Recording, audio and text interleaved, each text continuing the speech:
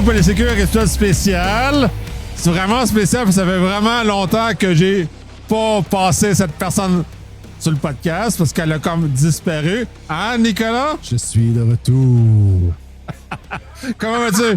Ça va super bien. Et toi, je suis content d'être là. Ouais, ça fait vraiment longtemps qu'on n'a pas fait ça. Puis on a eu un grand moment de remettre nos nouvelles à jour parce qu'on ça fait vraiment longtemps.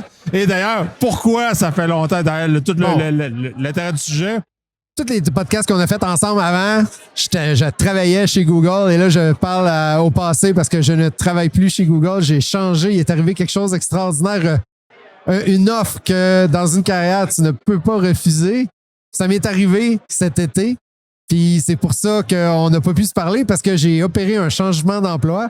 Je travaille maintenant chez Palo Alto Networks après un passage de 5 ans chez Google. J'ai fait un changement cet été. C'est pour ça qu'on ne s'est pas parlé parce que je devais comprendre mon nouveau travail, comprendre ma nouvelle réalité, essayer de gérer tout ça. Notamment, puis ce qui est très drôle là-dedans, parce que quand tu étais à Québec, j'étais à Montréal. Quand j'étais à Montréal, tu étais à Québec. Fait qu'on vraiment, on a eu une espèce de glitch de timing qui était complètement hors de ce monde. Hey, c'est pas parce qu'on n'a pas essayé. On a vraiment essayé. On a essayé, là. C'était à tous les mois, à peu près. Je me rappelle, je t'écrivais, tu m'écrivais. Là, t'es-tu là? Non, je suis pas là. Je voyage. Là, toi, t'es pas là. C'est compliqué. Ça a été vraiment tough. Mais qu'est-ce qui a amené ce changement-là? Un minute, tu m'as parlé comme de 20%, machin, puis pourquoi tu as fait la bascule d'un vers l'autre? Bon, OK. Je vais rewinder un petit peu. On avait déjà fait un podcast ensemble sur les 20%. Quand j'étais arrivé chez Google, il y a 5 ans, 2020, j'avais l'imposter syndrome là, au bout parce qu'on a été 10 000 à être embauchés en même temps que moi au mois d'août 2020. Fait que là, quand je suis arrivé, je me suis dit, bon, ben, qu'est-ce que je fais là? Le processus d'entrevue chez Google, tu sais, t'es entouré de monde ultra bon. Fait que là, comment tu fais pour te démarquer? Fait que là, ce que j'avais fait, c'est, comme je connaissais Palo de mon ancienne vie, avant d'être chez Google, quand j'étais chez les partenaires, ben, à un moment donné, j'ai vu un courriel passer qui disait, hey, on va lancer un nouveau produit, Cloud IDS. Là, je me suis intéressé à ça. J'ai écrit au PM, j'ai dit au Product Manager, hey, moi, j'ai de l'expérience en masse avec Palo. T'as-tu besoin d'aide? Là, j'ai créé mon premier 20% avec ça, un 20% chez Google, juste pour rappeler aux auditeurs, c'est quoi? C'est que chez Google, dans la culture de la compagnie, tu as le droit de passer 20% de ton temps à faire quelque chose d'autre que ta job, pour autant que ça bénéficie quelqu'un ou que ça bénéficie l'humanité. Les 20%, c'est très populaire chez Google. C'est ça qui a mené à la création de Gmail en passant.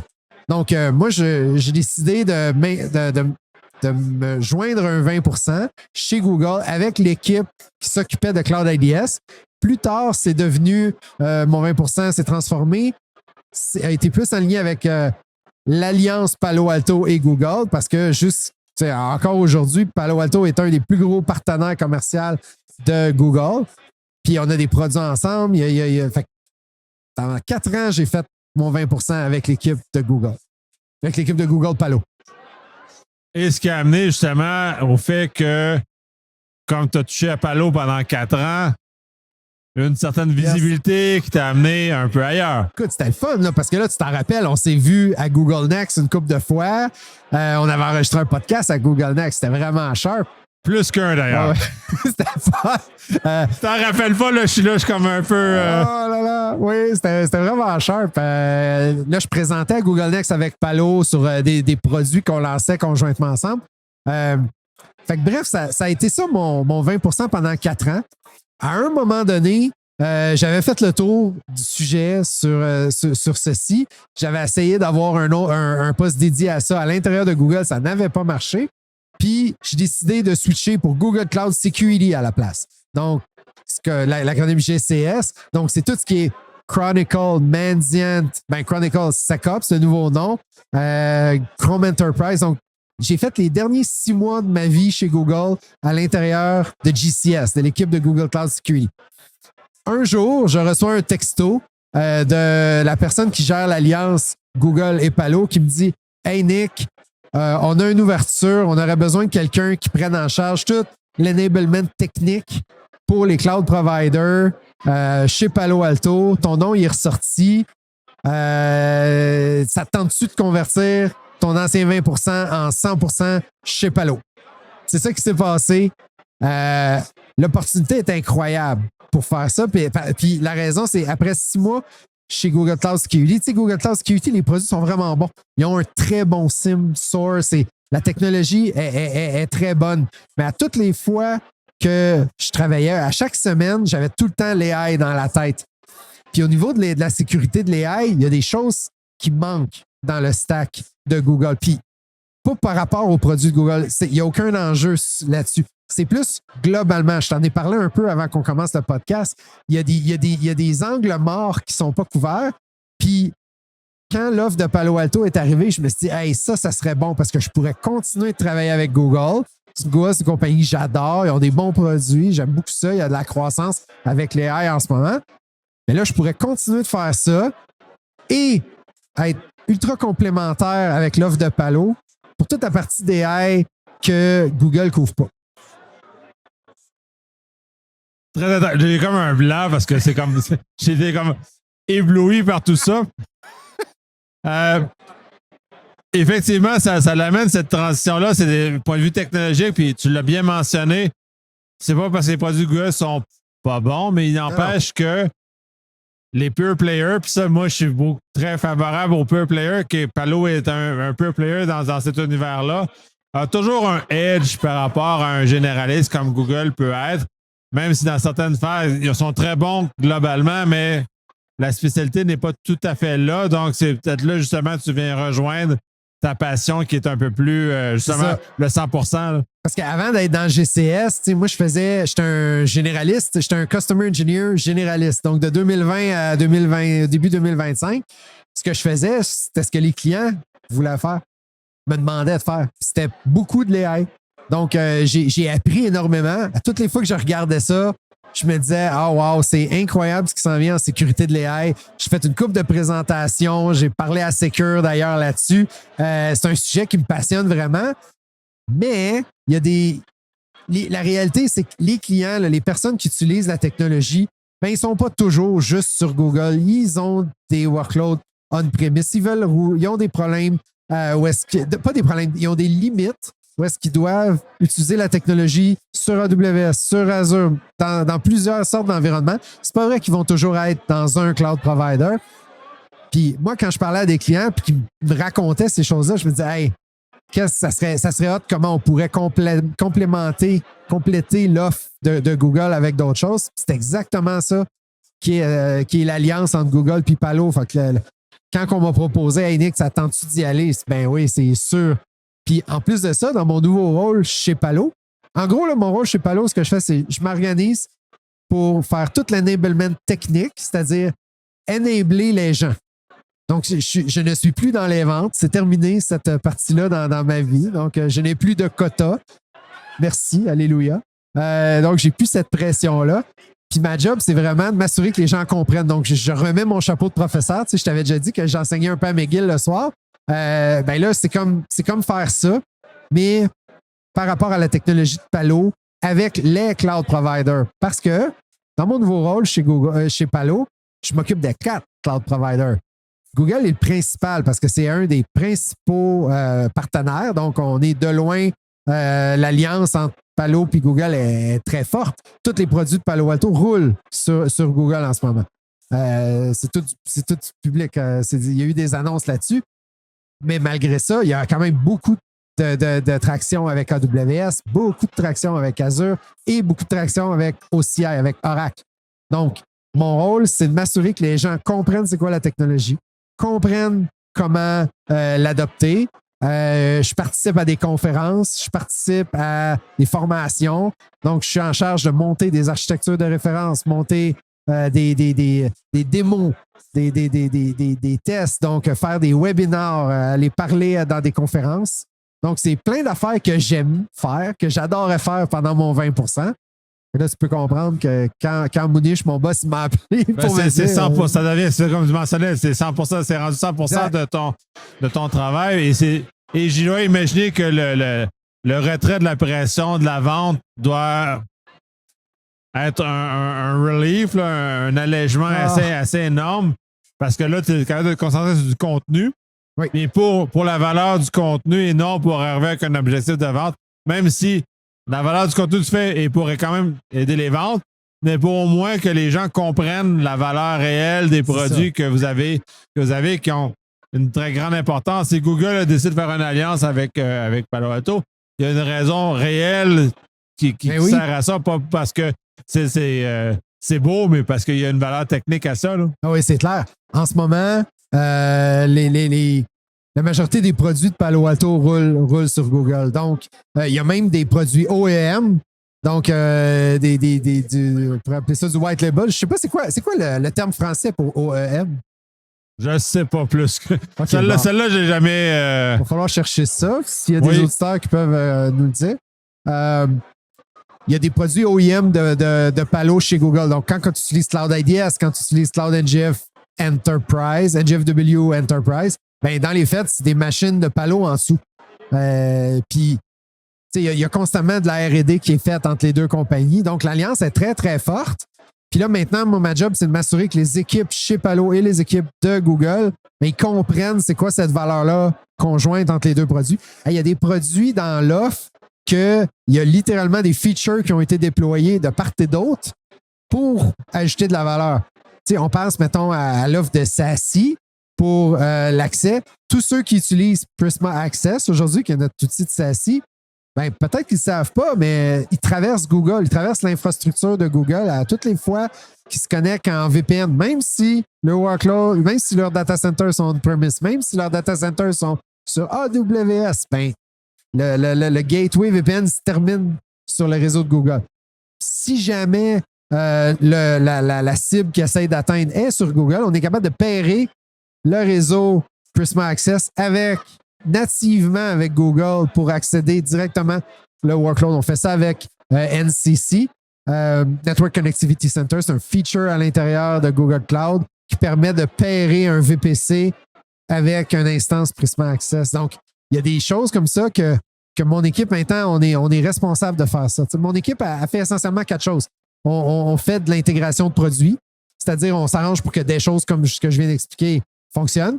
La deuxième chose, c'est qu'on crée les sales plays, c'est-à-dire notre job, c'est de s'assurer que les équipes de vente soient capables d'aller en avant des clients, d'exprimer cette valeur-là, d'être capable de dire « Ah, voici ce que ça fait, voici c'est qui les meilleures personnes qui vont l'acheter, voici la valeur du produit. » Puis après, ben, on fait de l'enablement. Puis ça, de l'enablement, c'est, comme je te parle, c'est on s'en va voir les gens, on s'en va voir les clients, on s'en va voir dans des conférences, on s'en va à Google Next, on s'en va dans ORSC. Puis on propage la bonne nouvelle. Là, on explique essentiellement qu'est-ce que ça fait.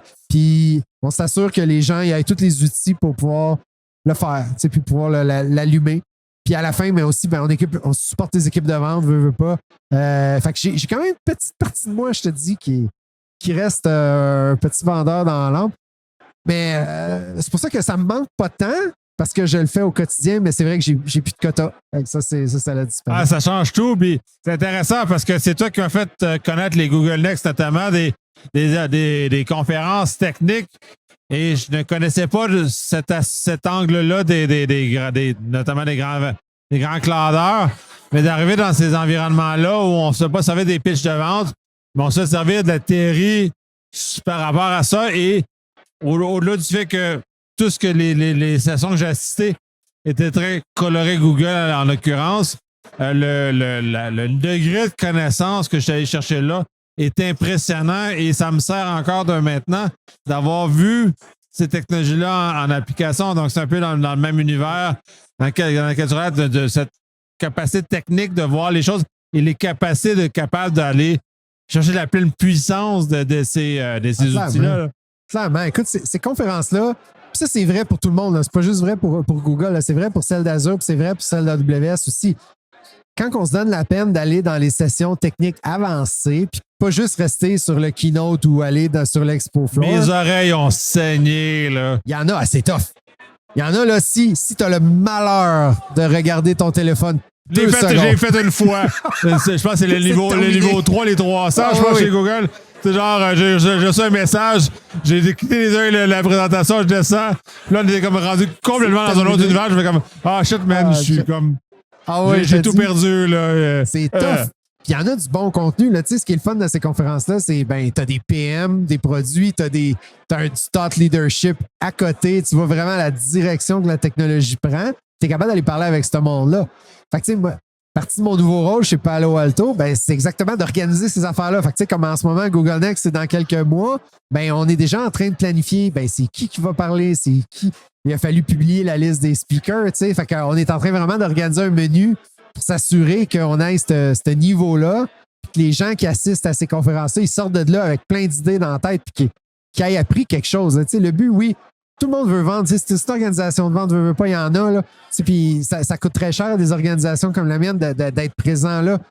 Mais à la fin de la journée, c'est le contenu qui est important. Tu veux que les clients ils sortent de là avec des idées, tu veux qu'ils sortent de là en ayant appris quelque chose. Puis on prend ça vraiment, vraiment très au sérieux. Puis c'est un peu ma responsabilité de m'assurer qu'on trouve les bons speakers, qu'on ait les bons sujets, puis s'assurer que d'être en ligne avec aussi le cloud provider. Parce que là, je me ramasse, moi, je suis responsable des 4. Fait que ça veut dire que l'équipe d'architecture que je gère, parce que j'ai 3 ou 4, j'ai 3 employés dans mon équipe, 4 avec moi. On couvre tous les cloud vendors. Donc, il faut être au courant de ce qui va être annoncé, il faut être au courant de leur stratégie. Parce qu'autrement, on ne sera pas capable d'articuler la valeur pour le client. Puis là, on va arriver puis on va être complètement champ gauche sur le sujet. Fait que, tu sais, ça fait partie de mon quotidien de parler avec les équipes d'engineering de toutes les clouds en ce moment, s'assurer, OK, bien, qu'est-ce qui s'en vient? Qu'est-ce qui va être annoncé? Puis qu'est-ce que Palo pourrait faire pour améliorer soit ses produits, travailler conjointement avec le cloud dans le but d'amener quelque chose d'inédit, quelque chose d'extraordinaire aux clients pour régler des vrais problèmes. Oui, puis ces environnements cloud-là, puis je trouve ça intéressant que tu ramènes comme ça. Ils ont leur écosystème qui leur sont spécifiques et ça vient racheter une valeur sur l'écosystème. On va sortir du M365, on va aller vraiment sur Azure, on va aller sur GCP, on va aller sur WS, où on doit finalement se faire un data center, le nôtre, qui est dans ces environnements-là, conjointement avec des choses qu'on a sur site, toutes les grandes architectures. Fait que c'est sûr qu'on veut protéger ces payloads-là qui sont dans le cloud, qui ont jusqu'à un certain point une certaine conception dans un data center qu'on a de toute façon, parce que c'est un peu ça aussi. Et ces équipements-là ont de l'importance.